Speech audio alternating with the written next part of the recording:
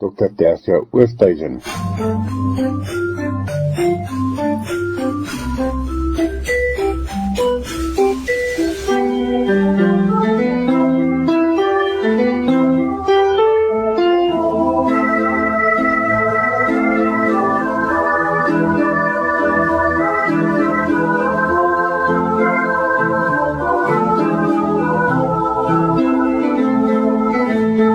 Lig op geestesgesondheid, Dr. Tersia Oosthuizen van die Noordwes Universiteit, bedryfs- en voorligtingsielkundige.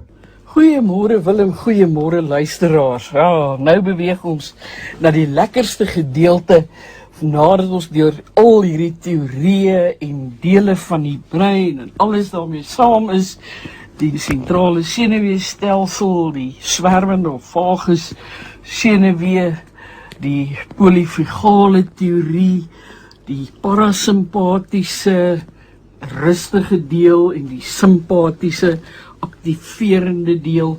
En nou kom ons 'n bietjie uit by, maar wat nou? Hoe maak ek nou? En ek wil begin waar ons verlede week bietjie stil gestaan het by. Daardie woord interosepsie, onthou dis nie indagtigheid of introspeksie nie, dis interosepsie. Die Engels praat van interoception. Die sepsie of die seption sê klaar vir ons hier is persepsie ter sprake. Dit beteken 'n bewustheid, dit beteken al 5 my sintuie is hierby betrokke. En wat dit doen is, ek fokus op die interne syne in aanhalingstekens wat my liggaam verskoning vir my gee, soos byvoorbeeld 'n versnelde hartklop, hande wat sweet, kners op my tande ensovoorts. Of aan die ander kant, ek voel dat ek lekker rustig en gemaklik asemhaal, ek sien iets wat mooi is, voel opgewonde ensovoorts. So wat ons nou moet doen is, ons moet bewus raak van watter staat ons in verkeer, nommer 1, simpaties of parasimpaties, en dan moet ons kyk in watter, of tot watter mate, is hier 'n balans of 'n balansversteuring of 'n ekwilibrium wat herstel moet word. Nou, luisteraars, Willem, julle sal onthou, ons het verlede week van die 3 trappe gepraat. Die groen, die geel en die bruin trap. Daardie groen trap, waar ek met my emmer staan, wat nie veel in het nie, lewe gebeur, is rustig, ek kan het hanteer, ek voel dat ek nie noodwendig bo my vermoë en coping meganismes uitgedaag word nie. En dan raak my emmer al hoe voller, en ek bevind my op hierdie geel trap, waar ek voel, sjoe, nou raak my stressore meer, en my coping meganismes moet regtig hard werk om by te hou, en indien ek daar nie 'n proses kan omkeer nie, beland ek op die bruin of rooi trap, en dit sê vir my gevaarligte, my emmer is nou so vol, dat ek nie die emosionele krag het, om dit sommer van self weer terug, met myself terug te kry, na die geel trap toe nie. So wat ons moet doen om terug te kom na hierdie interosepsie toe, is om bewus te raak van in watter sentrale senuweestaat is ek reg hier, nou. Ek nou die woord sê, ek het 'n kliënt wat altyd oor alles, as ek hieroor praat, vir my sê, dis die ene. So, ons moet nou, waar is ek nou? Wat is die regte ene nou? En wat doen ek om agter te kom? Wat is my bewustheid, my liggaamssensasies wat vir my sê? Is dit nou simpaties of parasimpaties? En wil ek dit verander? En indien wel, is dit nodig? Wat moet ek doen? Ek wil by iets stil staan wat ek in baie terapie sessies gebruik. En dit hou verband met interne en eksterne snellers versus die omgewing waarin ek by my bevind. Ek het al 'n vorige keer hierna verwys, maar kom ons gaan gou weer hierdeur, want dit is iets wat nogal maklik is om te onthou. Ons het ons eksterne snellers. Ons het ons interne snellers, wat lei tot 'n sekere gedrag. Dan het ons sogenaamde korttermyn positiewe gevolge of langtermyn negatiewe gevolge. En ek wil eerlikwaar sê, ons kan hierdie op alles in ons lewe van toepassing maak. Van hoe ek sensories bewus raak van wat met my aangaan, letterlik tot iemand wat sê nou maar afhanklik is van 'n substans. Kom ons begin by die eksterne snellers. Wie is die mense wat saam met my is? As ek voel ek word gesneller, veral na die simpatiese, die negatiewe. En waar is ek gewoonlik as dit gebeur? En wanneer gebeur dit?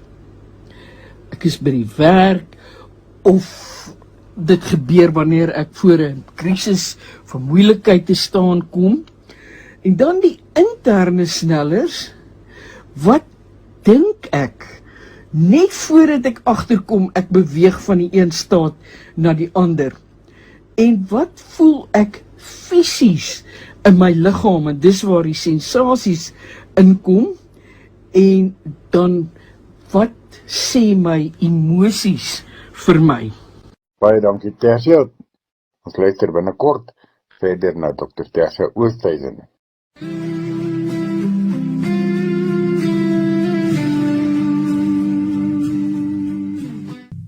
Dis wil my luisteraars, gaan dit dan in die eerste plek oor ons eksterne en ons interne snellers. Goed, dan wat is my gedrag, wat is my reaksie, wat mense kan sien op hierdie snellers? Met ander woorde, wat doen ek nou? Hoe reageer ek? Verbaal, nie verbaal, ek raak byvoorbeeld kwaad, of ek gaan aan die lag, of wat ook al. En tot watter intensiteit lei hierdie sneller my? Byvoorbeeld dat ek so kwaad word dat ek iemand skel, of dat ek sommer by die deur uitstorm en die deur toeklap, of dat ek so bly is dat ek nie eintlik ander mense se behoeftes raak sien nie. My blydskap en opgewondenheid is belangrik genoeg. En hoe lank duur die intensiteit en hierdie soort gedrag? Paar minute, uur, 'n dag, 'n week. Ek het 'n kollega geken wat altyd spottenderwys verwys het na haar man is nou weer in sy 3 dae bedompigheid. En ja, dan kan 'n mens sê, oor hoe 'n lang tyd het hierdie gedrag dan uitgespeel. So die korttermyn positiewe gevolge vir ons snellers en ons gedrag is, as ek dan, sê nou maar ek is saam met iemand, en ek wantrou hierdie persoon, en ek besluit om hierdie persoon se optrede, of wat vir my gesê word, die hele tyd te bevraagteken. Wat doen ek hiermee? Konfronteer ek die persoon, hanteer ek dit dalk op 'n bietjie meer van 'n humoristiese wyse? En tot watter mate is ek agterna gemaklik daarmee? So nie ek het humor gebruik om 'n situasie te ontlont. Is ek gemaklik daarmee dat ek hierdie humor gebruik het? Of kom ons sê, ek kon regtig op 'n mooi manier daardie sagte antwoord keer die grimmigheid af, of ek kon aandagtig luister, dan tot watter mate het dit hier gewerk en sal dit weer in 'n soortgelyke situasie werk? En dan, wat is die gedagtes na die tyd? As ek nou terugdink oor hierdie situasie, waar ek byvoorbeeld 'n moontlike konflik kon ontlont, waar ons beide ernstig in ons simpatiese staat was, en met dit wat ek gesê of gedoen het, het ek nou hierdie moeilikheid ontlont. Wat dink ek? Gaan reflekteer ek hierop? Dink ek, maar haie kan dit eintlik maar weer in ander situasies ook gebruik. En ek kom altyd terug aan die voorbeeld van die persone, die skryf dit so baie, veral in Engeland, ek het beleef, as daar 'n krisis is, en ons sê dit in Suid-Afrika ook, weet jy wat, kom ons maak net eers 'n koppie tee, en ons sit net eers rustig met ons koppie tee, dan praat ons verder.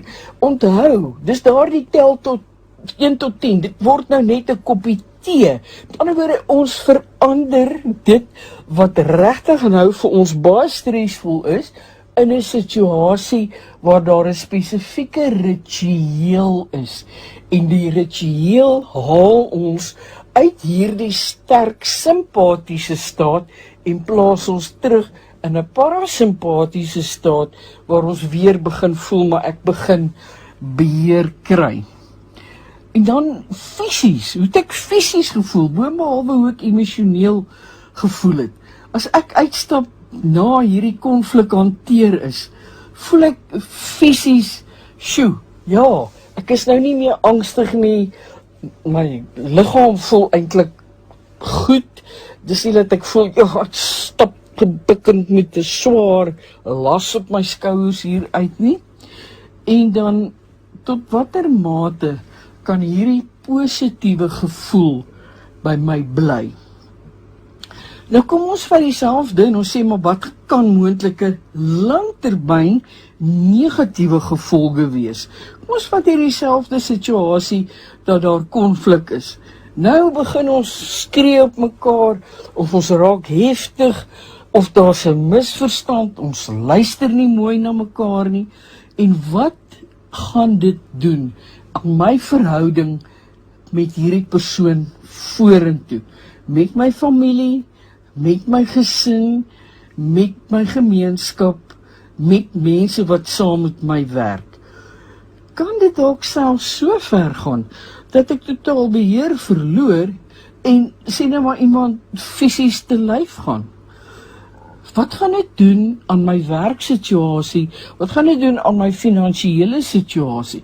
Ek dalk vir iemand sê, man, ek wil nooit weer met jou iets te doen hê nie, en op daardie manier dalk 'n goeie geleentheid van die hand wys, waar ek tog iets kon gebaat het. Baie dankie, Tersia. Ons luister binnekort verder na Dr. Tersia Oosthuizen. My luisteraars, in die derde gedeelte van ons gesprek vandag, en dit nadat ek nou oor die snellers gepraat het in die omgewing, baie keer stap ek in 'n omgewing waar ek die energie optel as negatief, wat ek kan sien, kyk, hierdie atmosfeer is nou so dik, ek kan dit met 'n swaard sny, of ek stap in hierdie omgewing waar dit vir my voel, dit is lig en dis lekker en dis aangenaam om hier te wees. Ruk terug het 'n dominee iets gesê wat my baie diep aan die dink gesit het. Nou, die van ons wat min of meer my ouderdom is, en ouer, sal weet, in die ou dae, as ons hierdie statiese geluide oor die radio's gehoor het, want toe was dit nou nog nie wat ons het, in terme van vandag nie, dan moet jy baie mooi daar die knoppie draai, om by die regte plek, daar die regte stasie op die radio uit te kom. En dan hoor jy nou hierdie geluide van en hierdie krap geluide en hierdie stoornisse veroorsaak amper as dit ware dat ons vies raak vir die frekwensie hiervan.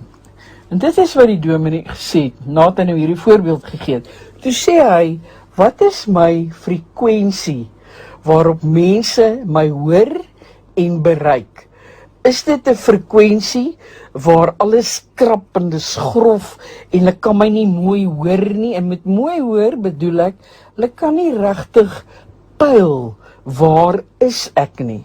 Of is ek op hierdie frekwensie van 'n helder ontvangs, waar dit wat ek sê deurdag en behoorlik bedink oorkom en luister en alles daarmee saam.